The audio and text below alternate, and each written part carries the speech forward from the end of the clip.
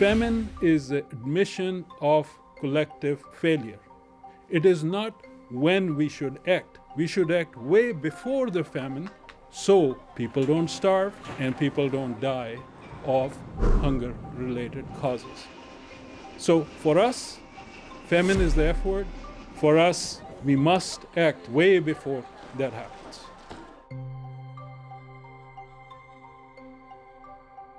Famine is a technical term. We say there is a famine when three conditions come together in a specific geographic area.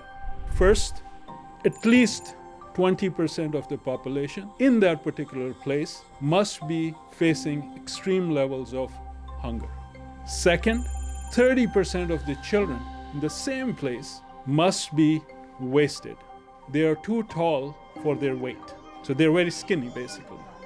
And the third condition is that the mortality rate must double from the average of, for adults, 1 person per 10,000 per day to 2 people per 10,000 per day.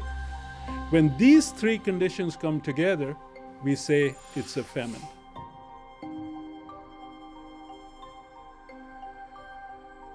IPC is essentially a way to simplify food security data, nutrition data, mortality data, in a way that decision makers can understand and make decisions. IPC then essentially is taking people in a given place and putting people in 5 different categories.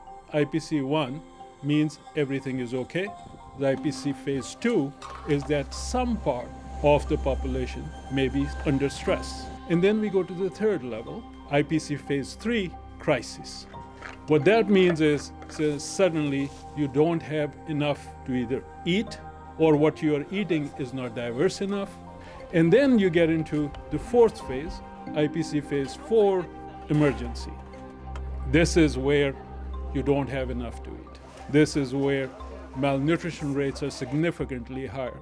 And this is where mortality is slightly started to go up. And then the last and the final category is IPC phase 5, which we call either famine or catastrophe. This is where all these indicators which I've mentioned, they are at their extremist levels.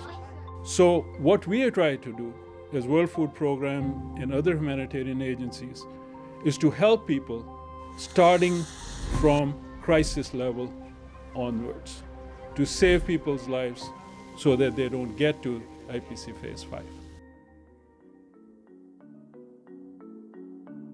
Today's famines are different than what we experienced in the 70s or the 80s in Ethiopia, because then famines were driven by droughts. Today's famines, or risks of famines, are largely driven by conflict. Whether it is Sudan, whether it is Yemen, whether it is Gaza, it is all conflict. So if we are going to avoid these famines, the easiest way would be to stop the conflicts. But if that is going to take time, or that is not going to happen tomorrow, then it is our responsibility that we are able to feed the innocent people. 20 years ago, there was Darfur crisis, which happened in Sudan. Everybody in the world knew about it.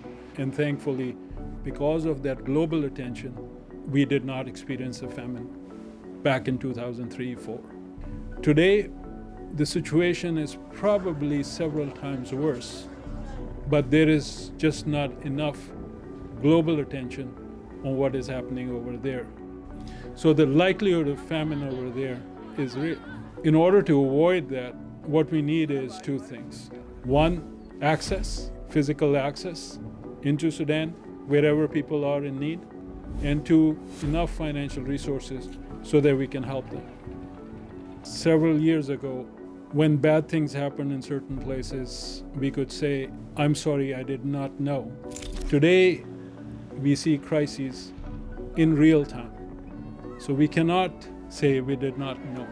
According to our estimations, 309 million people in 72 countries are in crisis or worse level of hunger. And there is a huge shortage or financial resources to address those. And that must change.